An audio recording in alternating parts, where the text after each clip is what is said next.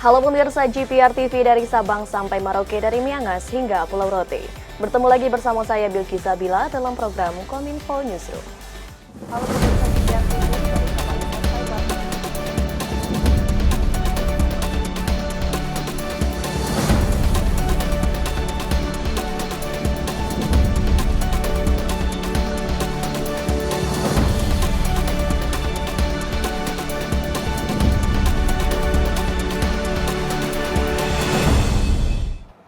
Inilah Kominfo Newsroom selengkapnya. Pemirsa, Johanis Tanak resmi menjabat sebagai Wakil Ketua Komisi Pemberantasan Korupsi atau KPK setelah dilantik oleh Presiden Republik Indonesia Joko Widodo di Istana Negara, Jakarta.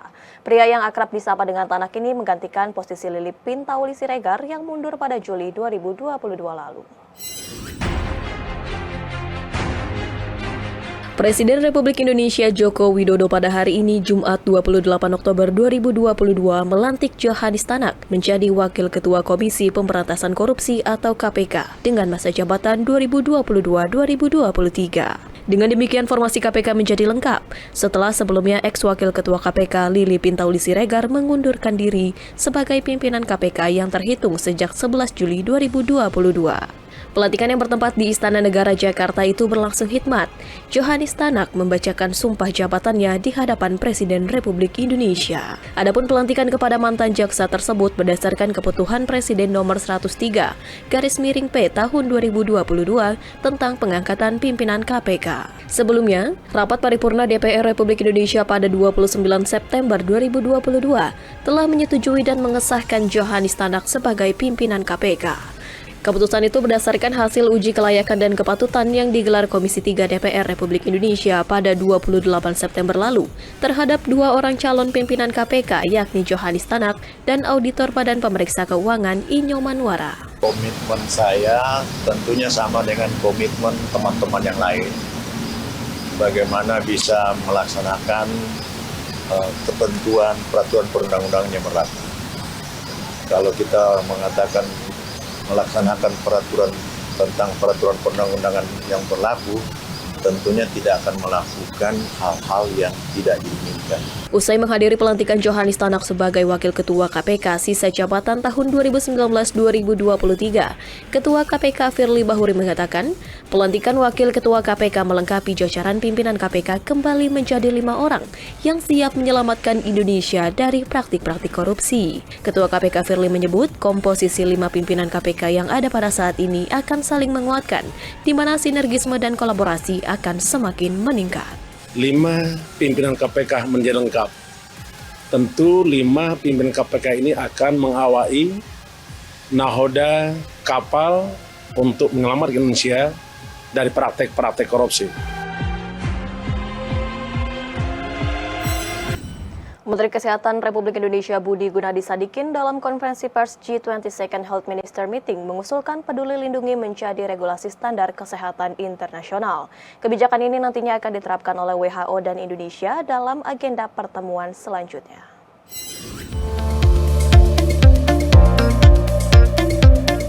Perubahan status pandemi menjadi endemi yang direncanakan pemerintah nyatanya tidak dapat diterapkan dalam waktu dekat ini. Pasalnya, Organisasi Kesehatan Dunia telah memastikan bahwa status pandemi COVID-19 masih terus berlanjut yang disebabkan oleh munculnya subvarian baru yang telah berkembang di dunia, yakni varian Omicron XBB.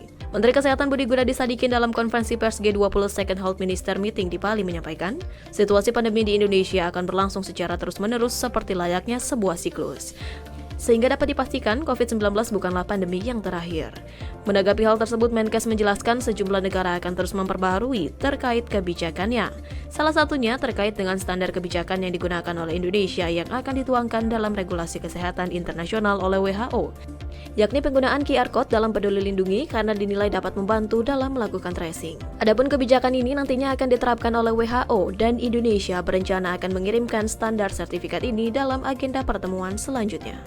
This global standard on health passport, digital base, can be used for the future pandemics.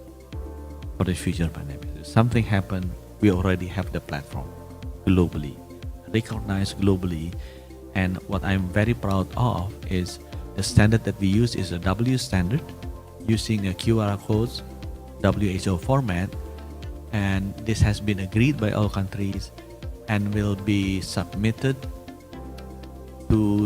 in the international health regulations.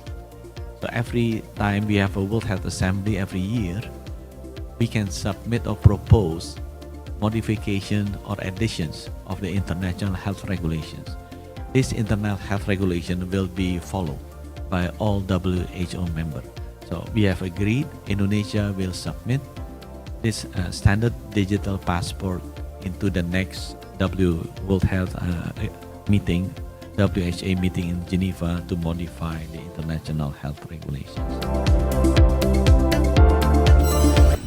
Kepala Badan Pengawas Obat dan Makanan Republik Indonesia, Pendika Lukito, kembali mengumumkan perkembangan terkait penambahan 65 obat sirup yang tidak mengandung zat pelarut.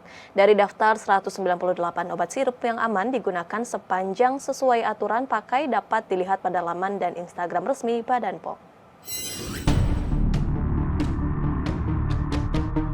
Badan Pengawas Obat dan Makanan Republik Indonesia menggelar konferensi pers informasi hasil pengawasan BPOM terkait sirup obat yang tidak menggunakan propilen glikol, sorbitol, dan glisiren atau gliserol. Ketua Badan Pengawas Obat dan Makanan Penny Lukito mengatakan, terdapat penambahan 65 obat sirup yang tidak menggunakan zat pelarut propilen glikol, polyethylene glikol, sorbitol, dan gliseril atau gliserol. Sebelumnya BPOM memastikan ada 133 obat sirup yang tidak mengandung keempat zat pelarut tersebut. Alhasil, dengan adanya penambahan 65 obat sirup yang tidak mengandung keempat zat pelarut tersebut, maka hingga kini totalnya terdapat 198 obat sirup yang aman digunakan sepanjang sesuai dengan aturan pakai. Daftar 198 obat sirup yang aman digunakan sepanjang sesuai aturan pakai dapat dilihat pada akun Instagram resmi Badan POM @bpom_ri. Lebih lanjut, Penny Lukito menyampaikan bahwa daftar tersebut akan diberikan kepada Kementerian Kesehatan. Sebab tugas BPOM adalah untuk menyampaikan kepada publik demi keadilan untuk semua pelaku usaha yang mempunyai produk yang sama. Karena hal ini hanya akan menjadi masukan kepada Kementerian Kesehatan untuk membuat surat edaran resmi pada masyarakat dan para tenaga kesehatan.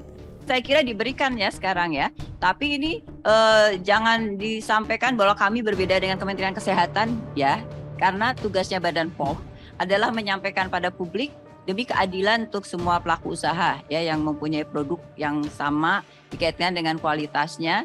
Jadi kami sampaikan, tapi kemudian ini akan menjadi masukan bagi Kementerian Kesehatan untuk membuat surat edaran ya pada masyarakat, pada tenaga kesehatan. Untuk ini adalah produk-produk yang bisa diperjualbelikan, di-prescribe ya oleh dokter untuk aspek keamanannya setidaknya dari EG dan DG karena tidak menggunakan pelarut tersebut ya. Tapi yang menggunakan pelarut juga banyak yang aman, tapi ini masih belum bisa diumumkan karena pemerintah masih mengambil kebijakan untuk menghold dulu ya, kita sampai ke situasi lebih membuat kita trust, percaya bahwa sistem pengawasan lebih kuat baik di industri, di standar yang ada, di Badan POM sehingga bisa melakukan standar yang ada sehingga Badan POM bisa melakukan pengawasan lebih intensif lagi ya. Itu kita hold dulu itu. Dalam perkembangan penanganan COVID-19, Koordinator Tim Pakar dan Juru Bicara Pemerintah untuk Penanganan COVID-19, Profesor Wiku Adhisa Smito menyampaikan kepada masyarakat bahwa tanggung jawab terbesar dari pencegahan COVID-19 ada pada diri sendiri. Dirinya meminta masyarakat untuk sadar diri, peduli akan prokes dan juga vaksinasi.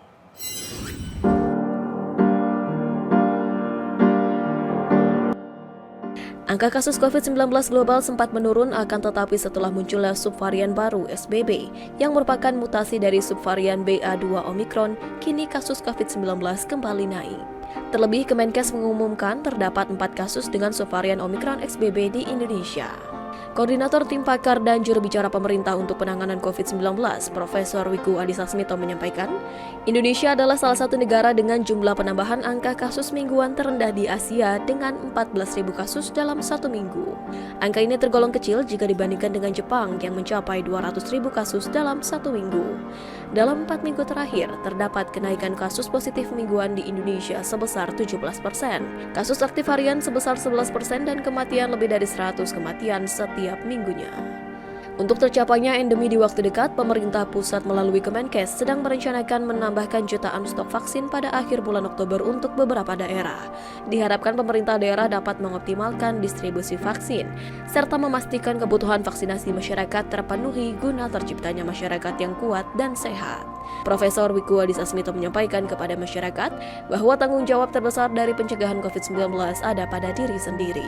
Kesadaran untuk menjaga kesehatan tidak kalah penting untuk menerapkan perilaku hidup bersih dan sehat, serta tetap mengikuti protokol kesehatan dari pemerintah adalah kunci untuk menekan angka kasus agar tetap rendah. Kenaikan kasus yang terjadi di Indonesia saat ini belum dapat ditentukan apakah merupakan akibat dari subvarian XBB, namun ancaman varian baru tetap ada di tengah kasus yang relatif rendah. Maka dari itu, penting diingat kepada masyarakat bahwa tanggung jawab terbesar dari pencegahan COVID-19 ada pada diri masing-masing. Kesadaran untuk menjaga kesehatan, menerapkan perilaku hidup bersih dan sehat atau PHBS, dan tetap memakai masker, serta rajin mencuci tangan merupakan kunci untuk menekan kasus agar tetap rendah. Pemirsa, usai jeda kami akan kembali dengan beragam informasi lainnya. Tetaplah bersama kami.